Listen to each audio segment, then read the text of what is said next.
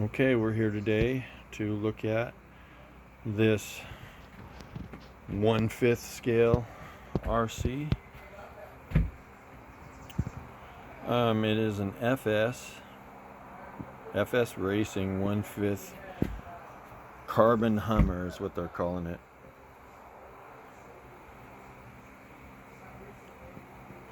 And I gotta say, right off the start, I was gonna do an unboxing, and when I got it, I grabbed it by the handles and I didn't get 3 feet to the house before it unboxed itself. It had some type of a cheap banding that was wrapping the bottom and top together, holding the car in the box, and it basically just dropped and hit the ground on all fours and unboxed itself. So I didn't get a chance to do the whole unboxing, but that's okay. So I wanted to do an honest review of the vehicle just as I got it today, and there were some things that I really liked and still really do like, and there's some things that I was disappointed with and confused about a little bit.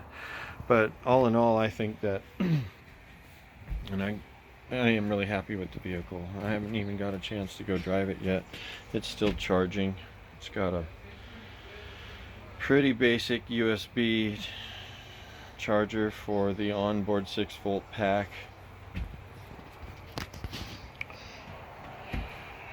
and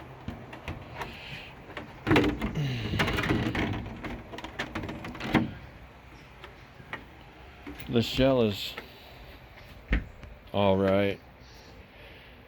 I don't mind it so much. I like the Hummer, but I gotta tell you, when I looked on the advertisement, and I have to go check because I'm not sure, it could have just been me, I have my days, but I could have sworn it said Warhorse, and when I got it here, I see that it says Wild Horse, which yeah, that won't be staying there for very long, I guarantee you that.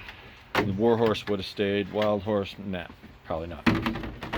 Anyways, oh yeah, we took that top off so that we can get a gander at what it looks like underneath here.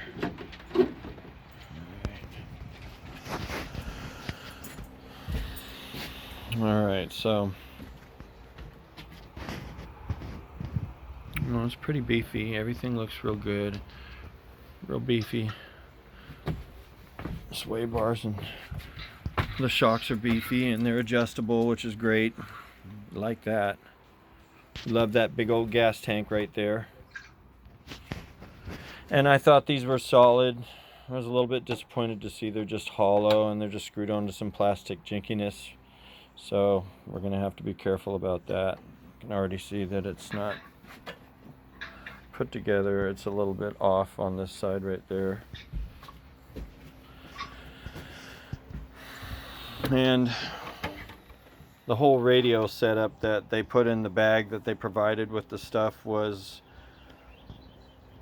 well, I basically had to do a whole bunch of alteration to get it to actually stay in the hole, and to get this cap to stay on, to actually put my battery pack to where I could actually plug in and charge it without having to unscrew the 5 screws that it takes to get this sealed battery compartment open every time I wanted to charge it.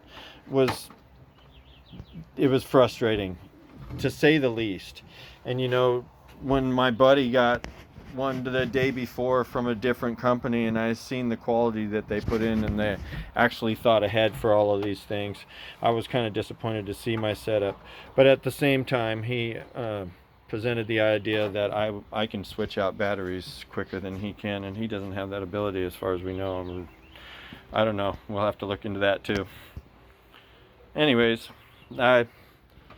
after you get your battery put in there and you get it to where you can just plug in your little charger or whatnot, it shouldn't be so bad. I'll just be able to charge it like that and we'll be good to go. I already have fuel in there, as you can see, and I haven't done any break-in, quote unquote, because I'm not even sure that you really need to break in these motors, other than what we discovered was adding a little bit more of the mixture oil and stuff, so that it's a little bit less abrasive on your piston as you're first starting to use it, and it's just starting to get the temperatures that it's going to get to when we break it in or run it at its highest pace or whatever. Anyways, that was actually a big plus. This thing fired up and still does on a dime. I pumped it 11 times. The fuel pumped right in there. You got nice clear fuel lines that you can see your gas go right into where it needs. They put good heat shielding all the way down with zip ties to keep it off of your pipe and everything that could actually get caught up. They've got a nice heavy duty plastic cover on my gearbox, as well as a pretty decent cover on the outside, kind of a dust cover setup that they got on there. And they've got, you know, these Carter pin or whatever you call these little pins here. They've got those on either side or whatever, but down here they've actually got it bolted to the chassis. And on this side I'm going to show you that this is exactly how I got the car. And you should be able to see that it's all cracked right there. Now that was a bit of a disappointment, but not, you know, when you get right down to it, this is just a dust shield and it's not that big of a deal, and with everything else that's holding it up, it should just be fine. And if it becomes a problem and it starts to get cracks like that all over it, it's going to come off altogether, because it'll be all right. You know, we're just going to have to maintain and take care of her as best as I can without it. All right, so anyways, the servo is a beast and it looks great in there, and the whole setup looked real good. I'd already watched a couple videos, so I removed those whatever they were, those caps that they had on here that were kind of restraining the steering. But even after I removed those, in, you know, watching the video, it looked like the steering did a lot more for the gentleman that was in that video than it did for me. I was actually disappointed. The steering is very disappointing as far as turn radius, and I don't know if there's anything I can do to adjust that or make it better, and I'm gonna look into it as soon as possible. But before I actually make a huge judgment about it, I'm gonna go run the truck and see if it's not just me that's making a big deal out of something that's not gonna matter at this size. And that could possibly be. Like I said, my buddy's already got one of these trucks and he's already ran it, so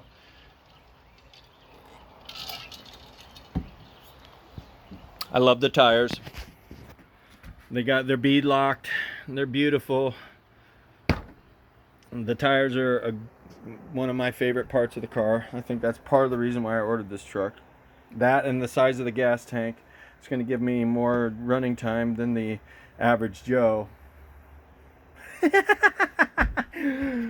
And that's what it's all about. Having fun.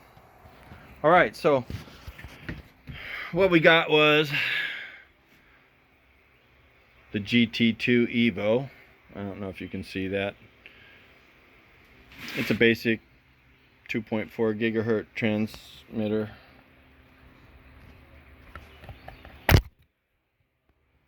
Awful footage there, and like I said, pretty basic. Oh, and I just noticed right now that it does have the digital up and down.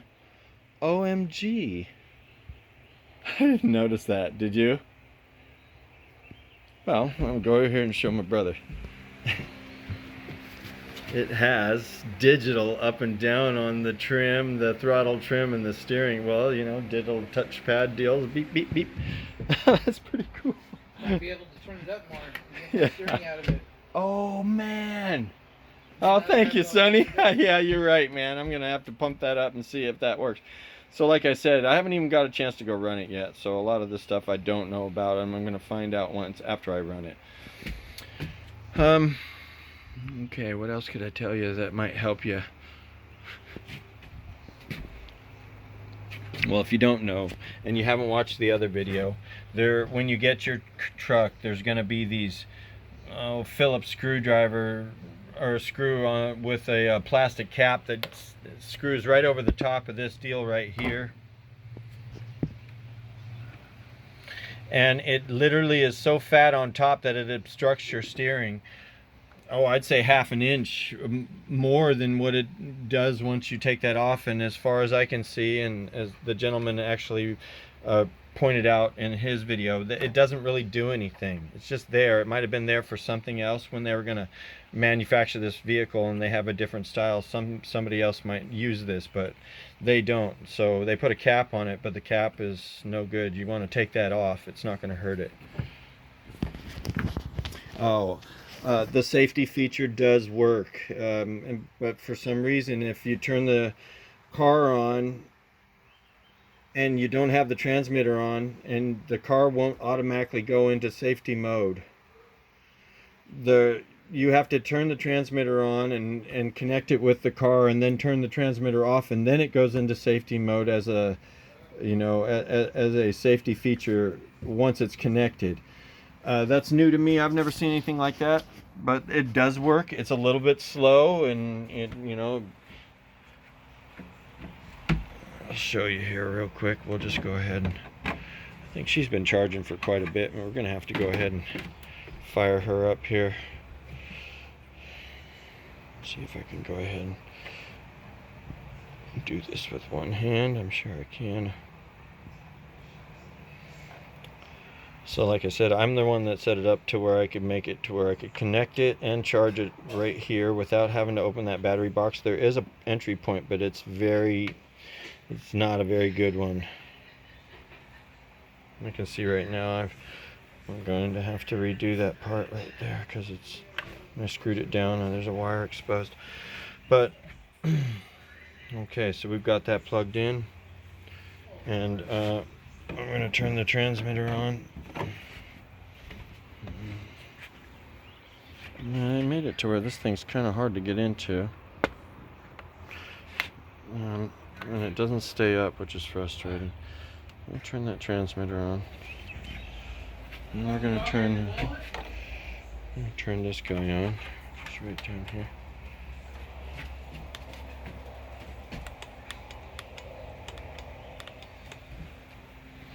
What the heck, bud? Oh, yeah. Okay, we've got gas there, and then we've got oh,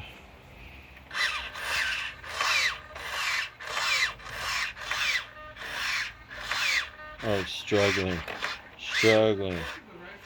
Servo's doing great, as you can see. It's no problem, but the whole system is struggling. It's got another fun little item down there that I'm gonna have to deal with. It's like, let's see if I can get in there and show you. Yeah, right there. It's a spring-loaded giveaway. I don't know what you call it.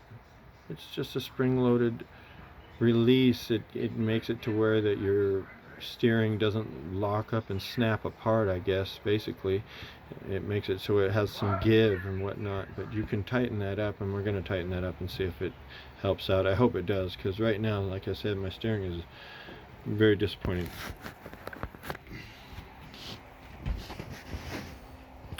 Alright, well, let's get her on the ground.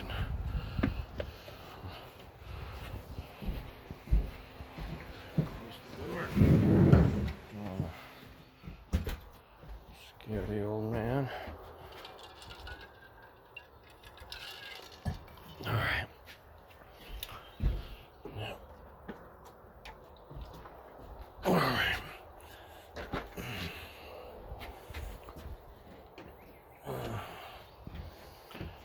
Now.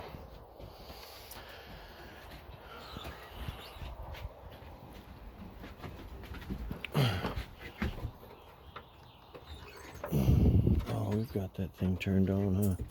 Oh, yeah.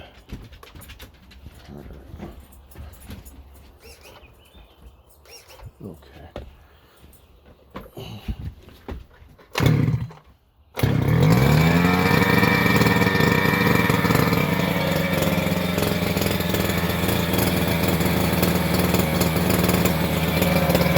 I can blow that smoke outside. Blow that shit out there. Kind of wanted to take her for a little bit of a drive, man, but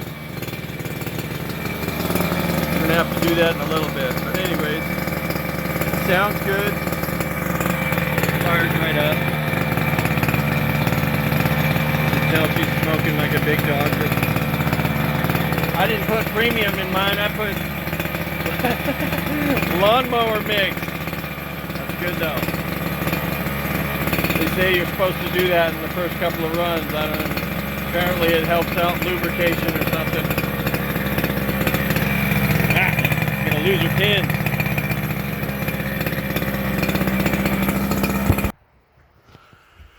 So I ran it, and the first thing that I noticed was, wow, look at how towed in she is. I mean, like, I don't know if you guys can see that, but I can definitely, like, when you are driving this girl, she is towed in so hard.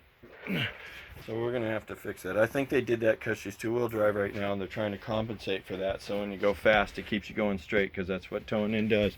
But first of all, this one's way off. I know they didn't measure that. There's no way. I can see right now how different they are. So I'm gonna have to fix all that. That's another deal. FS Racing, they went a little bit.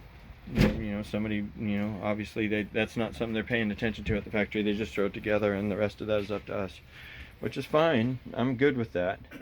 But when I seen my buddies and I seen the qualities that he got, and I know what company he got it from and whatnot. And he did pay a little bit more, but not that, not enough to where, for what he paid, he got way more than he bargained for, as far as I'm concerned. His controller is a Fly Sky and over the top, and this thing came with a very basic. But it is what it is. I'm not complaining. I paid less money and I'm happy with my truck, but at the same time, this is well, as you can see, there goes the safety. I turned off the controller and the safety locks in. So the brakes work great. They work great, but they're back brakes only. And right now, that's because I'm only two-wheel drive. The good thing about this vehicle is that for $110, or well, that's what the website sells it for, that FS Racing will actually sell you a four-wheel drive kit for this thing, which comes complete with the axles, the dog bones, the gearbox, and the connecting dog bone for the four-wheel drive to the drive shaft somewhere down there, however that works. Obviously it's right there down. I can see this one going in the center, and the other one probably will meet up with that. And as they also, the steering wasn't that bad, believe it or not, but the toe in made it worse, made it look stupid.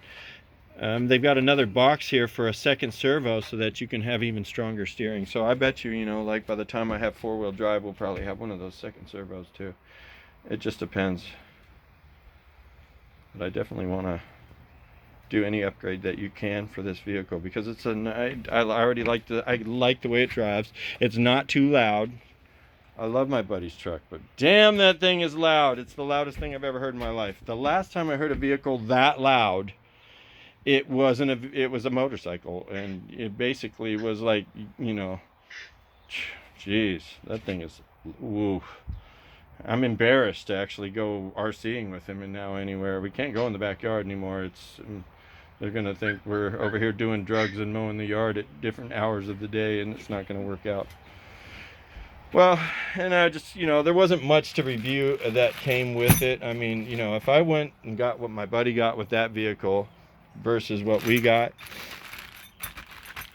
they gave me, and I'm already not using it, believe it or not. It just so happens that that my brother happened to have one of these that was a 1500 milliamp Traxxas or some other amazing company that actually makes a real good battery, 6-volt battery pack that I've got stuck in there and stuff. And the one that came with it, I'm not sure what I'm going to do with that yet, but I already got like the heads up on this that it's not that good.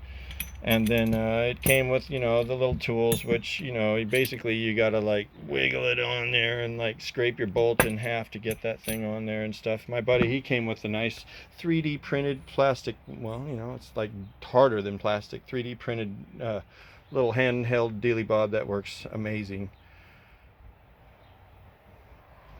But you know what, right now I'll trade all that in for my quiet frickin' half-assed buggy, because that is absolutely the truth. his is far outdoes me in so many areas, but mine has got some things that I really like. It's kind of it's for a loud ass vehicle. It's really not that loud. I can take it up to the street and not piss anybody off. It's quiet right now as she speaks, and I've seen people say that you can go ahead and put a muffler, suppressor on that thing and make it even quieter, which is probably something I'll do, because she's got enough power to where I'm like, if I was going to run it up on the street, that's really all I want to do, is be able to like not piss people off and still enjoy it. But I can see right now, first thing I knew right from the start is that I have to buy the 4-wheel drive kit. It's just so big and so heavy and so much to handle when you're up there driving. It's not like a little, the RCs we're used to and stuff, where if they run into the mailbox, nothing happens. This is something that can actually take out a small person. It could actually probably cause a real accident with a vehicle. Absolutely. So it's like with that type of stuff going on, especially up there when I was on the road, I want more control out of it. And I know for a fact that the big portion of it is my braking is only 2-wheel drive, because it's not 4-wheel drive. It doesn't have a braking system like car. It doesn't have discs on the wheels. It's got a 2-disc brake system right here. If you can see that down in there. And it's just 2 discs, just like your standard RC setups or whatnot, with the same type of deal here. And it works off of your drive shaft. So if you're only 2-wheel drive, you only got two brakes. If you're 4-wheel drive, you got 4 brakes, plus you got a whole lot more control. So it's a guarantee I'll be going to the 4-wheel drive setup on that. That's something that actually is depressing my friend, because his doesn't have that ability. And like I said, his car was so beautifully well made. It's immediately taking it out of the box, I knew he had a really nice vehicle. And that's just all there is to it. They built that vehicle with pride. They actually probably measured, and it's probably all dialed into specs. I know, because I helped him put it, the little parts that we needed together. So, and this, although it didn't have a lot of stuff to put together, which is great too, other than having to manipulate that battery box and whatnot to suit my needs, so that I could charge and still be on the go without having to keep unscrewing that all the time. So after all that said and done, only having to do that once, hopefully, with a good enough battery. And another thing that I really liked was the fact that I've been up to that hill twice now and run it up and down the street until I thought I was pissing enough people off, and then went back up there with my friend, and I haven't even started to dig into that tank. I mean, not even close. It's probably, well, yeah, it's a third of the way into it, which is going to be a lot of fun. I mean, like, if I take this thing somewhere where I can rip and run for a while, I could see she was really starting to pick up speed as she warmed up. It's another thing too.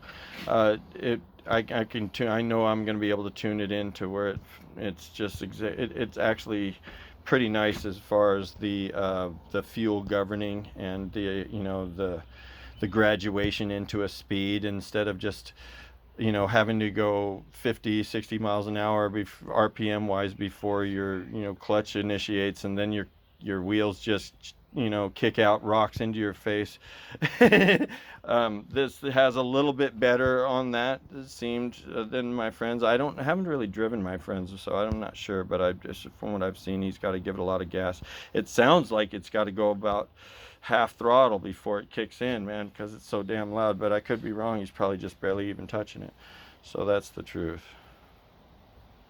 But all in all, I think it's a pretty good truck, and I'm happy. I'm probably one of the few people that have one of these trucks, so we're pretty blessed. This one came all the way from the UK, so that's pretty cool. You can tell by this amazing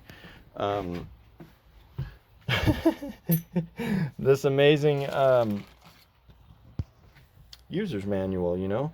Everything seems pretty standard, except right here, as you can see, it was a manual for the King Kong, which tells me that there's a nice top that is going to fit my truck, that is in the truck style, and I can take the Hummer and put it off to the side if I want to later on down the line, if I can find obviously. But as you can see, that obviously it's probably going to be the same for all of these trucks. FS Racing, I can tell by the way they made their stuff, that's exactly what they did. So anyways, man, from the writing in some of here, you can tell that it was definitely made where they talk a little bit differently than we do. This one here was a big hint where they said, you know, normally it would be like pump the valve several times, but here it says impetus front valve several times until safely flow out oil. Now that is definitely not made here in the States unless that guy had smoked something before he got on the computer. Other than that, another thing I liked, which matters, is that it seems to have a full parts catalog in the back of every part for the car. I'm not sure. I haven't counted and said yes, this is every part and every screw to the car. I'm not sure about all that, but it seems to have a parts catalog, and I'm hoping that, you know, let's see. Well, it says right there it's a parts list for the FS 1083, which is, I'm pretty sure, is the one that I got. Monster truck, that's right. No. All right, well, that's about all of it. Hope you've enjoyed this video. I hope it didn't bore you. Hope you got everything you wanted to know out of it or whatnot. And we'll see you later.